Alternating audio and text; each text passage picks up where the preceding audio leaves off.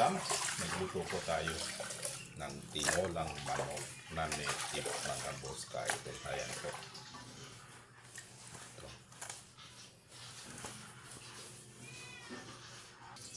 Siyempre, titimplahan na po natin ng asin yan mga boss ka-idol. Maging itong ating paminta. At siyempre, tayo na po ay maggisa mga boss ka-idol. Ayan, sinangkutsa natin yung bawang at saka luya. Ayan na po. Mabango na itong ating bawang at saka luya. Pag ganyan na po, ay ilagay na po natin yung karne ng native na manok mga boss ka-idol. Ayan. At syempre, ilalagay din po natin yan. Then, takpan muna natin mga boss ka-idol. Ayan. Haluin po natin mga boss ka-idol para madali po siya matuyo.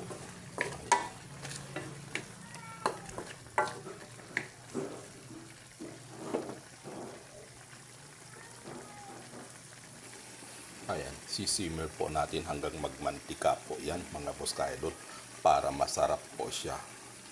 Itong tinola natin, tinolang native na manok ay hindi na po natin lalahukan ng mga gulay as in ganyan na po ang sarap po niyan mga boss ka-idol.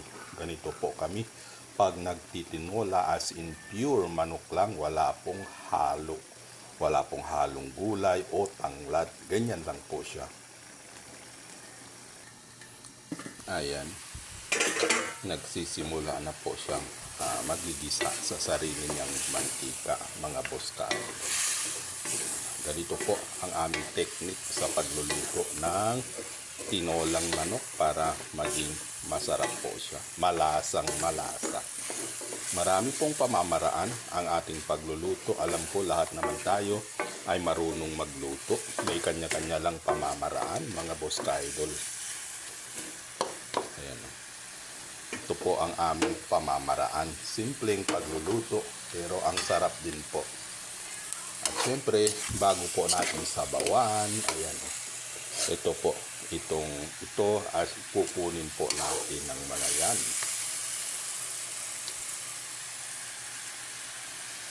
Ayan.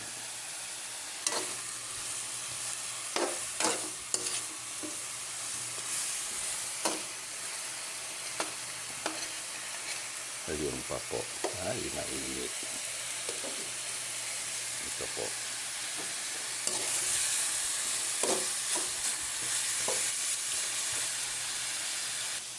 Bali, ito po yung kinuha natin. Masarap po yan, yan sa kanin na bahaw kayo mainit-init. Pwede mo rin papakin kung gusto mo. Ito na po siya, mga boss ka-idol. At tumutunog na, nagigisa na sa kanyang sariling mantika. Ito po ang aming pamamaraan para malasang malasa itong ating native na manok mga boss ka-idol. Pag ganyan na po, pwede na po tayo magsabaw. Ayan o. Makikita mo na po, lumilitaw na yung manilaw-nilaw na sabaw. Dagdagan pa po natin yan mga boss ka-idol. Ayan. Dilaw na dilaw. Siyempre, dagdagan pa natin. Ayan, kahit sabaw lang ay masarap po yan mga boss ka-idol. Ika nga, sabaw pa lang ay ulam na.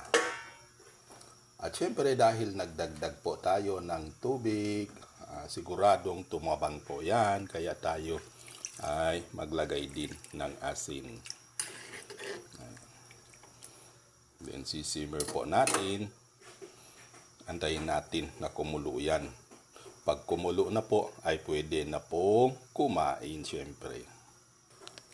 Maglalagay pa pala tayo ng pampalasa mga boss. Ayan. Ba't parang ang tipid mo? Ayan po. Ayan, dagdagan po natin kasi kulang. Ayan, huwag po natin ilagay lahat. Ayan po mga boss ka-idol. Antayin po natin na kumulo yan. Pag kumulo na po, ibig sabihin ay luto na. Pwede na po tayong kumain. Yan, ayan. Kumulo na po siya, mga boss ka-idol. Ayan. Simmer pa natin ng konti yan para tayo ay kumain na. Diba? Sarap-sarap niyan, mga boss ka-idol. Ayan, po pwede na po. Kuha na po tayo ng ating pagkain. At syempre dahil luto na, maguha na po tayo ng ating ulam, mga boss ka-idol. Ayan, kunin po natin yung ating mga party. Ayan, syempre, pakpak, picture, saka yung ito, atay. Yung paa din. Atay at saka asan na yung atay, balon-balunan po yung nakuha natin.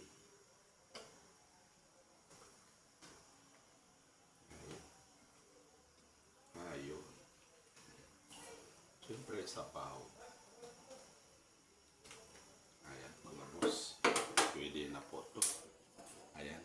Kain na po mga boss ka-idol.